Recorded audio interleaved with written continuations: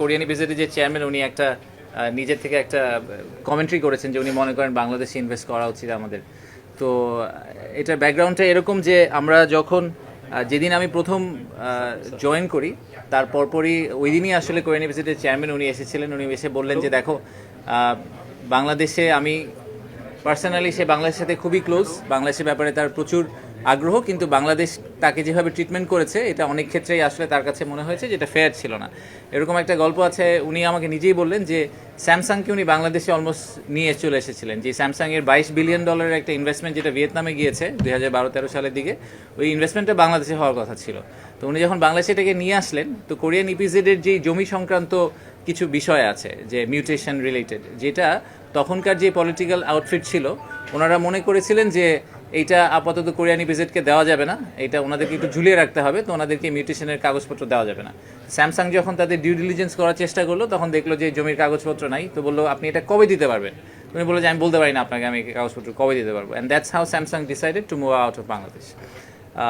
এরকম অনেক ইনসিডেন্ট আছে আমাদের, অনেকে আসতে চেয়েছেন তাকে আমরা এই সাপোর্টটা দিতে পারিনি। তো উনি এসে বলেছেন যে আমাকে বছরের পর বছর ধরে এরকম করা হচ্ছে, বলা হচ্ছে, তাহলে তোমরা যদি আমাকে রাইট টুলগুলো দিতে পারো তাহলে আমি আরও ইনভেস্টার নিজেই আনতে পারবো। তো তখন আমরা দেখলাম যে এটা একটা ইন্টারমিনিস্ট্রিয়াল ইস্যু। তো তখন আমরা একটা টিম তৈরি করেছিলাম বিডার ভিতরে। বিডার সেই টিমটার নাম ছিল প্রজেক্ট অ্যাম্বাসেডর। তো এই টিমটাকে আমরা নাম দিয়েছিলাম প্রজেক্ট অ্যাম্বাসেডর টিম। সেই অ্যাম্বাসেডর টিমটার কাজ ছিল যে ওনাকে অ্যাম্বাসেডারে কনভার্ট করা, আমাদের একজন ক্রিটিক তাকে আমরা কীভাবে অ্যাম্বাসেডারে কনভার্ট করতে পারি। তো সেখানে ইন্টারমিনিস্ট্রিয়াল আরও কিছু লোকজনকে যোগ করা হলো এবং তাকে আমরা একটা ডেডলাইন দিয়েছিলাম যে আমরা ফেব্রুয়ারি 6 তারিখের মধ্যে, প্রধান উপদেষ্টা নিজে কমিট করেছিলেন যে আমরা 6 তারিখের মধ্যে ওনাকে যাবতীয় জমির কাগজপত্র এবং যা যা ক্লিয়ারেন্স সরকার থেকে লাগে সব জোগাড় করে দিব।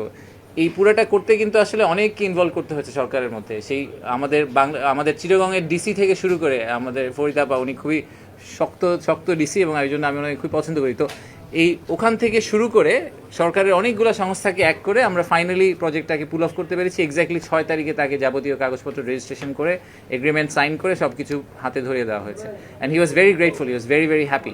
যে জিনিসটা লাস্ট 10 বছর ধরে উনি পুল অফ করতে পারেননি, ওটা আমরা ওনাকে 2 মাসের মধ্যে বের করে দিয়ে দিয়েছি।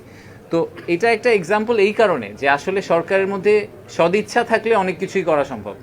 সরকার যদি একসাথে সবাই মিলে কাজ করে, সরকারের ভিতরের বিভিন্ন মন্ত্রণালয়, আন্তঃমন্ত্রণালয়ের যে টেরিটোরিয়াল ফাইট, সেই ফাইটটাকে বাদ দিয়ে যদি সরকার একসাথে কাজ করে এবং ইনভেস্টমেন্টকে প্রমোট করা, যেটাকে আমরা সবসময় বলি যে employment generation is the biggest problem বলবো না, আমি বলবো যে অপরচুনিটি, এবং at the same time the single biggest challenge we have, যে এমপ্লয়মেন্ট জেনারেশনের ব্যাপারটা। তো সেইটাকে প্রাইমারি গোল হিসেবে ধরে সরকারের সব মন্ত্রণালয় যদি একসাথে কাজ করে, এটাকে ডেফিনেটলি অ্যাচিভ করা সম্ভব। সো এটা ইজ এ গ্রেট এক্সাম্পল। সেই এক্সাম্পলটাকে আমাদের আরও 10 বার কপি করতে পারতে হবে। সো এই উইনটাকে আসলে এই same wins we need to show many wins to our investors, যাতে তারা পরে এসে, উনি এখন কিন্তু আমাদের জন্য প্রায় 31 জন বিনিয়োগকারীকে কোরিয়া থেকে ধরে নিয়ে এসেছেন এই ইনভেস্টমেন্ট সামিটে জয়েন করার জন্য। So this is exactly how we should be operating in future.